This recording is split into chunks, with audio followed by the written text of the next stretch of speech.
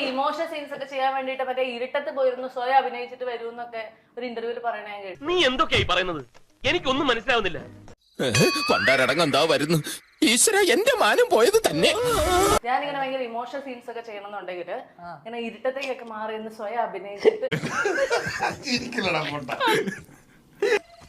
അതൊക്കെ ശരിയാ, പക്ഷെ വേറൊരു കാര്യം തിരിച്ചു പ്രാർത്ഥിക്കാൻ പോകുക. ഈ നഗരത്തിന്റെ പെരുമാറിൽ നക്ഷത്രങ്ങളെ സാക്ഷി നിർത്തി ഞാൻ മലയാള സിനിമയ്ക്ക് വേണ്ടി പ്രാർത്ഥിച്ച് ഈ കുരുതിജലം പാലിച്ചു. ഫസ്റ്റ് ഹാഫ് ഒക്കെ എനിക്ക് ഈസി ആയിട്ട് ഞാൻ ചെയ്തു പോയി. സെക്കൻഡ് ഹാഫ് ആണ് ടഫ് ഏരിയാസ്. അതുകൊണ്ട് ആ കഥയൊന്നും അവന്റെ അടുത്ത് പറഞ്ഞില്ല. അല്ല പേടിച്ചു പോയി. കയറ് കിട്ടൂ, എനിക്കൊന്ന് തൂങ്ങിച്ചാവാൻ. പേരും കണ്ണടയൊക്കെ വെച്ച് ഇതിന്റെ രഹസ്യം എന്താ? കുറച്ച് ഓവർ ആയാലും എല്ലാവരും ശ്രദ്ധിക്കൂ. നിനക്കെന്താ ചീങ്ങുന്നുണ്ടോ? ഒരു വക കണ്ണടയും ടൈയും. എടാ, ഒരു പെൺകുട്ടിയെ പരിചയപ്പെടാൻ മുമ്പ് ഇങ്ങനെയാണോ ഡ്രസ് ചെയ്യുന്നത്? ചേട്ടാ എനിക്ക് എന്റെ കണ്ണ്